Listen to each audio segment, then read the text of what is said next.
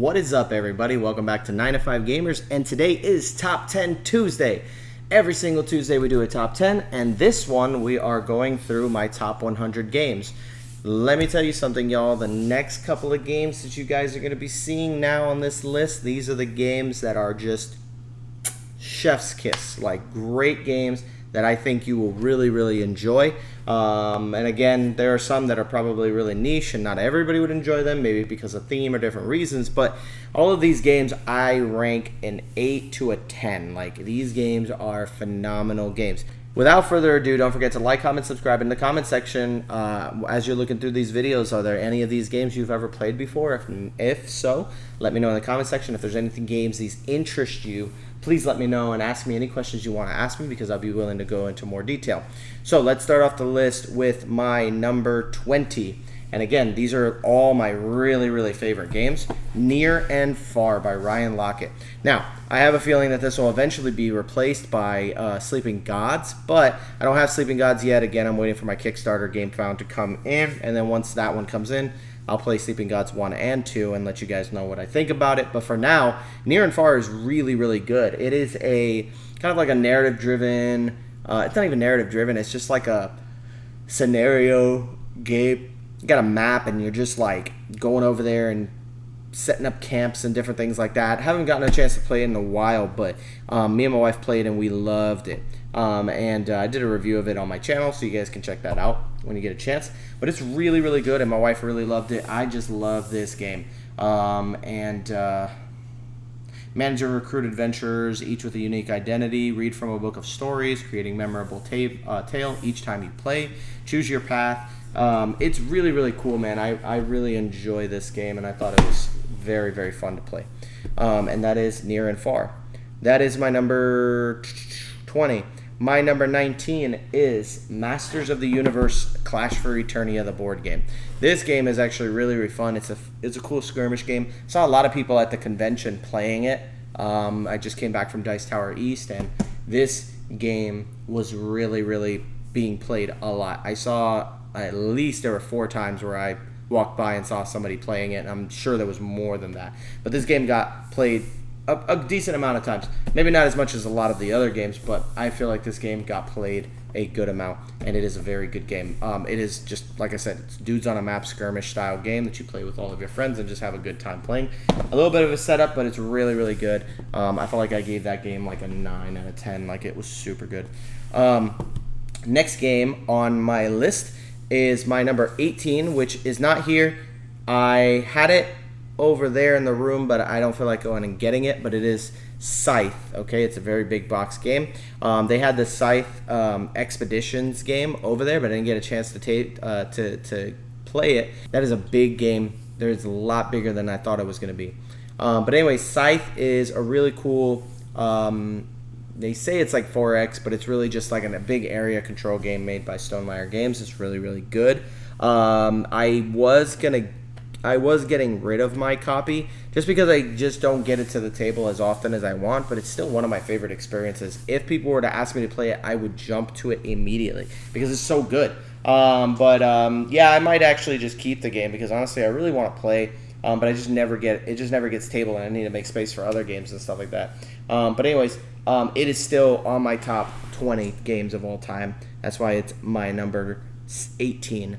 My number 17 is a game called Vagrant Song, and this was like really like all the rage not too long ago. But Vagrant Song is a really cool game where you play on a train and you have a unique character with unique powers, and you can work together. It's a cooperative game. It's got a little bit of a story and everything in it. But yeah, Vagrant Song, such a cool game. You're running down this train trying to restore humanity to these haints, which are these spirits that are wandering, like ghosts that are wandering the ship, or not the ship, but the train. And you're just trying to restore their humanity, and eventually there's a boss, and you do little boss battles and boss fights. It's not really like a dungeon crawler, but it kind of feels like one. But again, it's not really a dungeon crawler because you're not crawling through a dungeon, you're crawling through a train, and it's kind of linear, and it's the same map every single time, but it's really fun. It's like kind of like a skirmish game. But yeah, that is Vagrant Song, my number 17.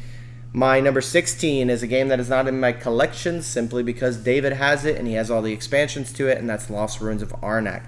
Some people might get upset that Arnach is this low, but it's really not low. It's 16 on my list, so don't at me. But yeah, it's I like Lost Ruins of Arnach. I think it's great. I really enjoy playing it anytime I can get it to the table. So only reason it's not in my collection is because David already has it. So why do I need to own it if David has it and he's probably the only person I would play it with? So that's it for my number 16, Lost Ruins of Arnach. My number 15 is a game. Let me see if I can get it out. This is Viticulture Essential Edition, and I have the Tuscany expansion. And I must say, this game, Viticulture, is not as good without Tuscany. Like, Tuscany elevates this game to another level. I would say that, I don't say this often about most expansions, but this game absolutely is way more playable with the Tuscany expansion. Like, if you play Viticulture base and you go, oh my gosh, I really love this game, you really need to play with Tuscany. It adds a whole extra season and a whole bunch of really cool stuff, but the whole premise of the game is that you're just making wine and you're trying to get grapes into your cellar, and then you can age them and make the wines and stuff. It is really cool. Viticulture is great. That is why it's my number 15. And now we go to my number 14 game, which I have here. My number 14 is Zombicide, 2nd edition. Zombicide is super, super good. It made it onto Allison's top 10, so if you've never seen Allison's top 10, go ahead and check it out. But Zombicide is such a good game, man. I had so much fun with it, and I cannot wait for Marvel Zombies, which I think I'm going to love even more because of the zombies, and not the zombies, because of the Marvel theme onto the zombies, which I thought was a really cool comic series. And so I like this game, man. It's not easy to beat, but it's so easy to play. You can play with up to 6 players, which I think is crazy good. But I liked it. I loved my experience with it, and I'm glad I own this game because this game is amazing, and it is my number 14.